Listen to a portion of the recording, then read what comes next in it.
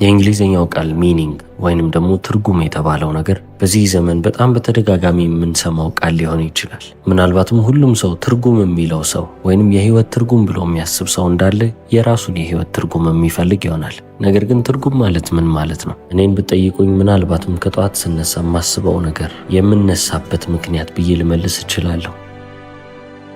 ሁላችንም ጠዋት ከተነሳን በኋላ የምናከናውናቸው የምናደርጋቸው ብዙ አክቲቪቲዎች ወይንም ደግሞ ጉዳዮች አሉብን። ገላችንን ከመታጠብ ጀምሮ ቢሮ ገብቶ እስከ መስራት፣ ከሰራንም በኋላ ተመልሰን ቤታችንን አጽድተን የምንተኛው ተመሳሳይ የሚባል ሩቲን ወይንም ደግሞ ዕለት ተዕለት የምናደርጋቸው ተደጋጋሚ የሆኑ ልማዶች አሉ። ታዲያ ትርጉም ብለን የያዝነውም ነገር ከነዚህ ሁሉ ነገሮች የበለጠ ወይንም የላቀ መሆን አለበት። ነገር ግን ምንም እንኳን ይህንን ተረዳ ነው ብለን ብናስብም ሚኒንግ ወይንም ትርጉም የሚባለው ነገር የምርስ ምንድን ነው? እንዴትስ ነው የምናገኘው? ትምህርት ቤት ውስጥ ተምረን የሚመጣ ነገር ነው ወይንስ ደግሞ ከፖስታ ቤት እንደምንጠብቀው አይነት ዕቃ የሆነ ሰዓት ላይ ይመጣል ብለን የምናስበው ነገር ነው? በሮማንስ በፍቅር ህይወታችን ውስጥ ወይንም በጓደኝነት አሊያም ደግሞ መጽሐፍ በማንበብ የምናገኘው ነገር ነው ወይ? ብዙ ጊዜ የሰው ልጅ የህይወቱን ትርጉም ፈልገው የማይችለው ትርጉም የሚለው ቃል ቬግ ስለሆነ ወይንም በጣም ሰፊ የሆነ ሚኒንግ ወይንም ትርጉም በውስጡ ስለያዘ ነው። የህይወታቸውን ትርጉም ያልተረዱ ሰዎች እየበዙ ስለመጡ ነው እንደኔ አይነት ዩቲዩብ ቻናሎችም ልክ እንደዚሁ ኢንዱስትሪውን እየተቀላቀሉ የመጡት። ምናልባትም የህይወታችሁን ትርጉም እንድታገኙ ሳይኮሎጂስቶች፣ ሳይኪያትሪስቶች ወይንም ደግሞ እንደኔ አይነት ኮንተንት ክሪኤተሮችም ሊረዷችሁ ይችላሉ።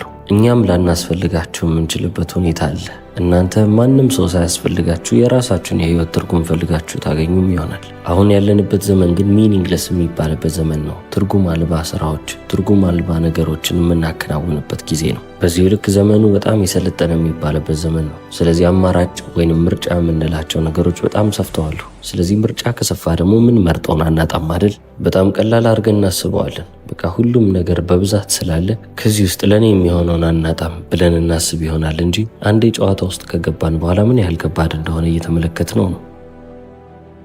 ስለዚህ እንዴት ነው የህይወታችንን ትርጉም ፈልገን ልናገኝ የምንችለው? ፈልገን ማግኘት ያለብን ነገር ነው ወይንስ በራሳችን ክሬት የምናደርገው የምንፈጥረው ነገር ነው? ወይንስ ደግሞ ቆም ብለን ይህንን ጥያቄ እየጠየቅን ነው? ደስተኛ ህይወት ለመኖር የምረስ ትርጉም ያስፈልጋል ወይ እንላለን። በጣም ብዙ የሚባሉ ፈላስፋዎች ስለ ህይወት ትርጉም ማወቅ እንፈልገው ነበረ። ከነዚህ ሁሉ ፈላስፋዎችም ኤግዚስቴንሺያሊስት የሚባሉት ትርጉም ለሚባለው ነገር የበለጠ ትኩረትን ይሰጡ ነበር።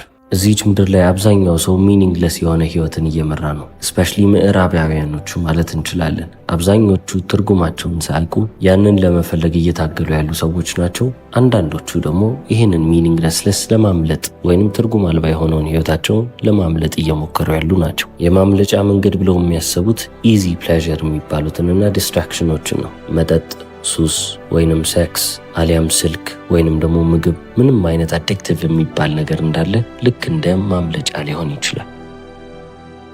ስለዚህ ከቃሉ ብንጀምር ጥሩ ነው። ሚኒንግ የሚባለውን ነገር ምን ማለት ነው ብለን ስንመለከት ኦክስፎርድ ዲክሽነሪ እንደዚህ ይለዋል። ፐርፐስ ወይንም ደግሞ ዓላማ ነው ይለዋል። ነገር ግን ምን አይነት ዓላማ ካላችሁ ኢምፖርታንት ኦር ወርት ዋይል ኳሊቲ ይለዋል። ዋጋ ሊከፈልበት የሚገባ ጥራት ያለው አስፈላጊ የሚባል ዓላማ እንደማለት ነው። ስለዚህ በቀላሉ የእኛን ህይወት ዓላማ ለመፈለግ ስንሄድ ይቺን ነገር በአይምሯችን ውስጥ ለማስቀመጥ እንሞክራለን።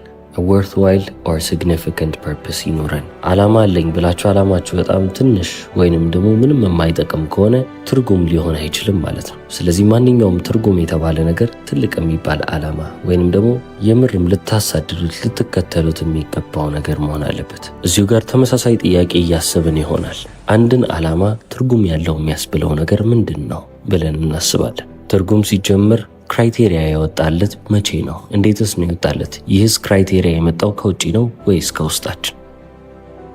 የህይወታችንን ዓላማ መመልከት ቢኖርብን በሁለት መንገድ ልንመለከተው እንችላለን። የመጀመሪያው የተወለድኩት በዓላማ ነው ወይንም ደግሞ የሆነ ተልእኮ ተሰጥቶኝ ነው ብለን እናስብ ይሆናል። ይህ ማለት ገና ከመወለዳችን በፊት እዚህች ምድር ላይ ማድረግ ያለብን ነገር ወይንም የህይወት ዓላማችን ፊክስድ ነው፣ ተወስኖልናል፣ አይቀየርም እንደማለት ነው። እንደነዚህ አይነት አመለካከቶችን ብዙ ጊዜ በሪሊጅን ውስጥ በተለያዩ እምነቶች ወይንም ሃይማኖቶች ሲሰበኩ ሲነገሩ እንሰማለን። ሁለተኛው መንገድ ደግሞ እዚህች ምድር ላይ ስንመጣ ምንም አይነት ዓላማ አልነበረንም። ያንን ዓላማ ፈልገን ማግኘት ያለብን እኛው ራሳችንን ወይንም ደግሞ ያንን ዓላማ የምንፈጥረው እኛው ራሳችን እንሆናለን። ታዲያ ኤግዚስተንሻሊስት የሚባሉት እንዳለ ይህንን ሁለተኛውን ዴፊኒሽን ይወስዱታል። በሁለተኛው መንገድ ነው ነገሮችን ለማየት የመረጡት። ዣን ፖል ሳርትሬ የተባለ አንድ ኤግዚስተንሻሊስት ፈላስፋ ነበር። እሱም ከተናገራቸው ነገሮች ውስጥ ኤግዚስተንስ ፕሪሲድስ ኤሰንስ የሚል ነገር አለ።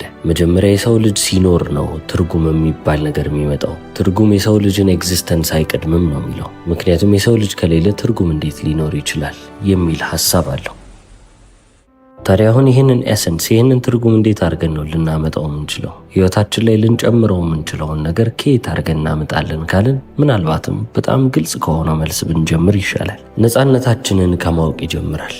ይህ ምናልባትም አስደንጋጭ ሊመስል ይችላል። ምክንያቱም ነፃ ፈቃድ አለን ብለን እናስባለን። እዚህች ዓለም ውስጥ እኛ የፈቀድነውን የመረጥነውን ነገር እንዳለ የማድረግ መብት እንዳለን ስናስበው ምናልባትም ምን ያህል ነፃነትን እንዳልተረዳነው እንገነዘብ ይሆናል። እስቲ እስካሁን ግልጽ የሆነ ነገር ነው እያወራ ያለው ብላችሁ ልትከራከሩኝ ትችላላችሁ። ነገር ግን አብዛኞቻችን ምን ያህል ነፃ እንደሆነን እየተገነዘብን አይደለንም፣ ዘንግተነዋል። እንበልና የሆነች ያህል ገንዘብ አለቻችሁ። እናንተም እስር ቤት ውስጥ አይደላችሁ፣ ወይ ስልካችሁ ላይ ናችሁ፣ ወይ ደግሞ ባስ ላይ እየሄዳችሁ ነው። ነፃ የምትባሉ አይነት ግለሰብ ናችሁ። ስለዚህ አሁን እናንተ ተነስታችሁ ባላችሁ ገንዘብ መኖር ወደምትፈልጉባት ደሴት ሄዳችሁ ትናንሽ የእንጨት ቤቶችን እየሰራችሁ ልትኖሩ ትችላላችሁ። ማን የከለከላችሁ? ይሄም እኮ ፍሪደም ነው አይደል?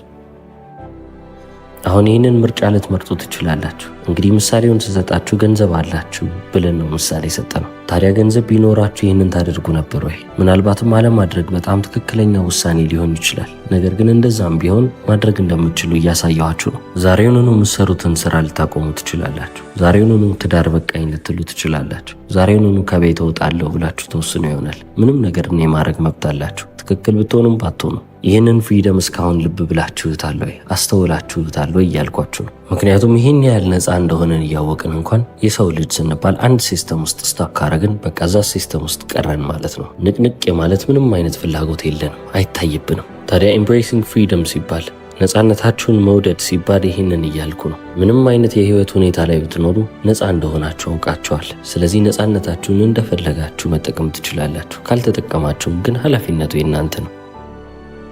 ነፃነቱን ብትጠቀሙ ራሱ ጥሩ ነገር ካልመረጣችሁ አሁንም ኃላፊነቱን መሸከም ያለባችሁ እናንተ ትሆናላችሁ። ቅድም የጠራውላችሁ ኤግዚስተንሻሊስት ሳርትሬ ሁሌም ቢሆን የሚናገረው ነገር ይሄ ነው። አለመምረጥ በራሱ ምርጫ ነው ይላል። እንበልና እናንተ ዛሬ የማትወዱትን ስራ እየሰራችሁ ነው። ታዲያ ምንድነው መሆን የምትፈልጉት ብዬ ብጠይቃችሁ እኔ ጸሐፊ ነው መሆን የምፈልገው ብላችሁ ተመልሱ ይሆናል። ታዲያ ዛሬ ጸሐፊ እንዳትሆኑ ያደረጋችሁ ነገር ምንድን ነው? ምናልባትም ወረቀትና ደብተር አሊያም ደግሞ ስክሪፕቶ ካላችሁ ኮምፒውተርና ታብሌትም ካላችሁ ጸሐፊ የማትሆኑበት ምንም አይነት ምክንያት የለም። ኤግዚስተንሻሊስቶቹም የሚከራከሩት ይህንን እያሉ ነው። ተግባሮቻችን ናቸው እኛነታችንን ዲፋይን እያደረጉ ወይንም መስመር እያስያዙና ፍቺ እየሰጡ የሚመጡት። ስለዚህ ጸሐፊው ጸሐፊ መሆን የሚፈልግ ከሆነ ቁጭ ብሎ መጻፍ አለበት ብለው ነው የሚናገሩት። ታዲያ ጸሐፊ መሆን የሚፈልገው ሰው ለምንድን ነው ጸሐፊ ያልሆነው? ምርጫ ስላልመረጠ እኮ ነው። እኔ ጸሐፊ ለመሆን ዛሬ መጻፍ አለብኝ ብሎ አልወሰነም። ስለዚህ አለመወሰኑ ራሱ ምርጫ የሆነበትና ያንን አሰልቺ ስራ እየሰራው ቀጥላለሁ የሚል ምርጫን የመረጠ ሰው ይሆናል ማለት ነው። አሁን የሰው ልጅ ለምንድን ነው ምርጫ ለመምረጥ ይሄን ያህል የተቸገረው ካልን እስቲ የሆነ ፊልም እንመልከት። ፋይት ክለብ የተሰኘ አንድ ፊልም አለ። እዛ ፊልም ላይ የሆነ ሲን ወይንም የሆነ የፊልሙ ክፍል ላይ አንድ የተፈጠረ ነገር ነበር። ታይለር የተባለው ግለሰብ ሬይመንድ የተባለውን ግለሰብ ያገኛል። ሬይመንድ የተባለው ግለሰብ እዛችሁ ትንሽዬ ግሮሰሪ ስቶር ውስጥ እየሰራ ነው። ታዲያ የፊልሙ ዋናው ገጸ ባህሪ የሚባለው ታይለር የሬይመንድ ጭንቅላት ላይ ሽጉጥን ይደቅንና መታወቂያውን ይቀበለዋል። መታወቂያው ላይም ሲመለከት የድሮ የኮሌጅ ተማሪ እንደነበረ ልብ አለ። ታዲያ ታይለርም አንድ ጥያቄ ለሬይመንድ ያቀርባል። ምንድን ነበር መሆን የምትፈልገው አለ። ሬይመንድም እየፈራ በመንቀጥቀጥ ውስጥ ሆኖ እኔ መሆን የምፈልገው የእንስሳት ሐኪም ነበር አለው። ታዲያ ለምንድን ነው ያልሆንከው ብሎ ሲጠይቀው በጣም ብዙ ትምህርት መማር ነበረብኝ፣ ለዛ ነው ያልሆንኩት ብሎ መለሰለት። ታዲያ የፊልሙ ዋና ገጸ ባህሪም ታይለር የተባለው ካራክተር ሬይመንድ ላይ ሽጉጡን እንደደቀነ ታዲያ ከምትማር ብትሞት ይሻልሃል ወይ ብሎ ማስፈራራት ጀመረ። በ6 ሳምንት ውስጥ የእንስሳ ሐኪም ለመሆን እየተማርክ ባላገኘህ እገልሃለሁ ብሎ አስፈራርቶ ትሄዳል። አንድን ሰው ህልሙን እንዲከተል ማድረግ ያለበትን ነገር ሳይሆን ከዛም በላይ ኤክስትሪም የሚባለውን ጥግ ነው የሄደው። ነገር ግን እንደዛም ቢሆን ዋናው ገጸ ባህሪ ታይለር እዚህ ጋር ማሳየት የፈለገው አንድ ነገር ነበረ። የሰው ልጅ የሆነ ነገርን ለማድረግ ምክንያት ካለው ያንን ነገር በምንም አይነት ሁኔታ ውስጥም ቢሆን ያደርገዋል። ታዲያ ኤግዚስተንሻሊስቶቹ እንደሚናገሩት ከሆነ እናንተ እንዴት ነው የህይወታችሁን ትርጉም የምታገኙት? ራዲካል ፍሪደማችሁን ልትመለከቱ ይገባል ይላል። ነፃነታችሁን የምርም ልታዩትና ምን ያህል ነፃ እንደሆናችሁ ልትረዱት ይገባል። ከዛ በኋላ እናንተ ምን አይነት ሰው መሆን እንደምትፈልጉ ትመለከታላችሁ፣ ትወሰናላችሁ፣ ወደዛም ትሄዳላችሁ። ከዛም ከእናንተ የሚጠበቅ አንድ ነገር አለ፣ ፉል ሪስፖንሲቢሊቲ። ሙሉ ለሙሉ ኃላፊነቱን ትከሻችሁ ላይ ልታደርጉ ይገባል። ማንም ሰው ለእናንተ ህይወት ተጠያቂ ሊሆንላችሁ አይገባም። ከጠበቃችሁ ሞኝ ናቸው። ታዲያ ጆን ፖል ሳርትር 51 ዓመታትን የዘለቀ በጋብቻ ወይንም ደግሞ ትዳር የሚባል ነገር ባይሆንም አጋርነት ነበረው ማለት ይቻላል። ከማን ጋር ካላችሁ ሲሞን ደ ቦቯር ከምትባል ሴት ጋር የተገናኙት በ1929 ዓ.ም ሲሆን ከዛን ጊዜ ጀምሮ ስራቸውም እነሱም አይነጣጠሉም ይባላል። ታዲያ ከ51 ዓመታት በኋላ ማለትም በ1980 ዓ.ም ጆን ፖል ሳርትር ከሞተ በኋላ እሷም ያለሱ ድጋፍ እነዛን መጽሐፎቿን ስታሳትም ቆየች ማለት ነው። ከዛ በፊት ግን ሁሉም የሚያደርጉት ነገር በጋራ ነበር። ታዲያ አሁን ለምን የእሷን ስም ጠራህ ካላችሁኝ ወደ በኋላ እመጣላችኋለሁ። የሰው ልጅ ምን ያህል ነፃ እንደሆነ እያወቀ ነፃነቱን ኢምብሬስ የማያደርግ ከሆነ የማይወድ ከሆነ በተጨማሪ ሙሉ ለሙሉ ኃላፊነት የማይወስድ ከሆነ ምን ሊሆን ይችላል ብላችሁ ካሰባችሁ ወደ ሲሞን ደ ቦቯር ልመልሳችሁ ነው።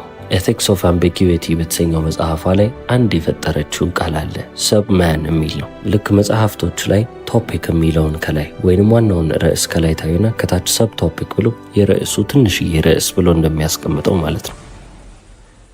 ታዲያ የሰው ልጅም ሰብማን የሚባል አለው ትላለች። የራሱን ህይወት የራሱን ነፃነት የማይወድ ሰው፣ ኃላፊነት የማይወድ ሰው በዚህ በሰብማን ካቴጎሪ ውስጥ ይመደባል። ምን ብላ ትገልጸዋለች ካላችሁ ነፃነትን የማይወድ ሰው ትለዋለች። በተጨማሪም ደግሞ ምርጫ የሚባልን ነገር ይጠላል። በጣም ሪያክት ያደርጋል ለነገሮች፣ ለሁኔታዎች ሁሌም ቢሆን ሪያክት ለማድረግ ምላሽ ለመስጠት በጣም ቅርብ የሚባል ሰው፣ የሚቆምለት ወይንም የሚያስብለት ምንም አይነት ዓላማ የለውም። የምኖርበት ምክንያት ይሄ ነው ብሎም የሚናገር አይነት ሰው አይደለም። ስለዚህ እንደዚህ አይነት ሰው ምን አይነት ሰው ነው ብያቸዋለሁ? ምርጫን አቮይድ የሚያደርግ ሰው ነው። ምርጫን አቮይድ በማድረግ ወይንም አልመርጥም በማለት ግን ሳያስበው ሳያውቀው እየመረጠ ነው። የመረጠውም ደግሞ አለመምረጥን ይሆናል ማለት ነው። በትላንትናው ቪዲዮ ላይ ስለ ሬድ የተባለ ገጸ ባህሪ ተመልክተናል አይደለ? ስለ ፋክቲሲቲም በደንብ አድርገን አውርተናል። ህይወት እውነታ ነው ብላ የወረወረችበትን ነገር እንዳለ ተቀብሎ ምንም መቀየር አልችልም፣ በቃ ያለኝ አማራጭ ይሄ ነው፣ በዚህ ነው መኖር ያለብኝ ብሎ የወሰነ ሰው ነው። ሲሞን ደ ቦቯር ዘ ሰብማን ብላ የገለጸችውም ሰው ልክ እንደ ሬድ አይነት ሰው ነው። በቃ የህይወትን ፋክቲሲቲ የተቀበለ አንድ በተቀበለው ህይወት ላይ ስታክ አድርጎ ወይንም ደርቆ የቆመ ሰው መቼም ቢሆን ልቀየር አልችልም፣ ህይወቴም ሊቀየር አይችልም ብሎ ያመነ ሰው ነው። ታዲያ ሲሞን ደ ቦቯር ምንድን ነው የምትለው ካላችሁኝ ዶንት ቢ ሰብማን ትላለች። ሰብማን እንዳትሆኑ። ሰብማን ምን አይነት ሰው ነው ካልን እስካሁን የገለጽኩት ሰው ነው። ስለዚህ እንደሱ አይነት ሰው መሆን የለባችሁም። ሰርከምስታንስ ወይንም የህይወት ሁኔታ እናንተን ሊወስናችሁ አይገባም። አውቃለሁ ነፃነታችሁን የገደቡ አንዳንድ ነገሮች ሊኖራችሁ ይችላሉ፣ ወይንም ወደኋላ የያዟችሁ ነገሮች ይኖራሉ። እንደዛም ቢሆኑ ግን ራሳችሁን ልታስሩ አይገባም ትላለች። ስለዚህ ቁመቴ ነው ወይንም ደግሞ ውፍረቴ ነው የገንዘብ ህይወቴ ነው ብለን ራሳችንን የምንገድብባቸው ብዙ አይነት መንገዶች ይኖራሉ። እነዛ የሚገድቡ ነገሮች ቢመጡም እንዳትገደቡ ዩር ፍሪ ነው የምትለን። ምክንያቱም እኔ መለወጥ የማልችላቸው ነገሮች ላይ መለወጥ የምችላቸውም ነገሮች ላይ መለወጥ አልቻልኩም ብዬ መቀመጤ ምንም ለውጥ አያመጣልኝም። ግዴታ መንቀሳቀስ መቻል አለብኝ። ነፃነቴንም ኢምብሬስ የማደርገው የምወደውና የምቀበለው የዛኔ ነው። ታዲያ አሁን እናንተም ቆም ብላችሁኝ ጥያቄ ትጠይቁ ይሆናል። ሁሉም ነገር የምናደርገው ነገር ዞሮ ዞሮ በመጨረሻ ላይ ምንም ጥቅም ለሌለው ነገር ከሆነ ዋትስ ዘ ፖይንት፣ ጥቅሙ ምንድን ነው ብላችሁ ታስቡ ይሆናል። ምክንያቱም እዚች ምድር ላይ ያለን ህይወት በጣም አጭር ነው። ታዲያ እንደዚህ አይነት ሀሳቦችን የምናስብ ከሆነ አንድ ፍላስፋ እዚህ ጋር እናገኛለን። The absurdist philosopher ይሉታል አልበርት ካሙ። እሱም የሚናገረው አንድ ነገር አለ። ላይፍ ሃዝ ኖ ሚኒንግ ነው የሚለው። ህይወት ምንም አይነት ትርጉም የላትም። ትርጉም እንደሌላትም አውቃችሁ አምናችሁ ተቀብላችሁ በዚህ ህይወት ውስጥ አዌር ሁኑ። ይህንን ግንዛቤ በጭንቅላታችሁ ውስጥ አስቀምጡት ይላል። ስለዚህ ማድረግ የምፈልገው ነገር እዚህ ዓለም ላይ ምንድን ነው? ከዚህ ሀገር መውጣት እወጣለሁ። ታዲያ ሄጄስ ምን ላርግ? መሳል ነው የምፈልገው ቁጭ ብዬ ስላለሁ። ባህር ዳርቻ አካባቢ ቁጭ ማለትና ፀሐይዋን መመልከት ነው የምፈልገው። እሺ እንደዛም ከሆነ አረጋለሁ። በቃ ህይወት እንዲህ ነች፣ ከዚህ አታልፍም ነው የሚለን። እነዚህን ሁሉ ነገር ስታደርጉ ምርጫችሁን እየወሰዳችሁ ነው። ይህንን ምርጫ ማድረግ ፈልጋለሁ እያረጋችሁ። ታዲያ እነዚህ እንዳለ ምርጫዎቻችሁ ትርጉም አላቸው፣ በመጨረሻ የሚያመጡላችሁ ነገር አለ እያለ እየተከራከራችሁ አይደለም። ነገር ግን ያላችሁ ብቸኛው ነገር አሁን የሚባለው ነው። ምንም ነገርን ትርጉም ለማምጣት ከምትለፉ ያላችሁን አሁን እና እውነታ የሆነውን ነገራችሁን ብቻ ተጠቀሙት። አሁን ላይ ያለኝ ነገር ምንድን ነው? በቃ በሱ ልደሰት። ጸጉር ካላችሁና ጸጉራችሁ ከሰለቻችሁ ዛሬውኑ መላጫ አንስታችሁ አንሱት። ምንድን ነው ማን ነው የሚያስቆማችሁ ይላል። ምክንያቱም ምንም ፖይንት የለውም። በመጨረሻም ሁላችንም መሞታችን ላይቀር ነገር አሁን የምትባለዋን ጊዜ ቆይ እስቲ ትርጉም ልፈልግባት እያልን ከመባከን እንቆጠብ፣ እንሰብሰብ ይላል። ስለዚህ አሁን እናንተ ስለ ሚኒንግ ስታስቡ ምን ታስባላችሁ? አይምሯችሁ ላይ ያለው ነገር እስቲ ሪፍሌክት አድርጉ። የትኞቹ ፈላስፋዎችስ ወደ እናንተ ቀረብ ያለውን ሀሳብ የጠቀሱ ይመስላችኋል? በአጠቃላይም ትርጉም የሚባለው ነገር እንደ ሀሳብ አድርጋችሁ አስቡት። በየጊዜው የሚቀያየር ነው። ያም ደግሞ በአንዱ ግለሰብ በዛው ግለሰብ ላይ የተወሰነ ነው። እስከ መጨረሻው ስለተከታተላችሁ አመሰግናለሁ። ቻው።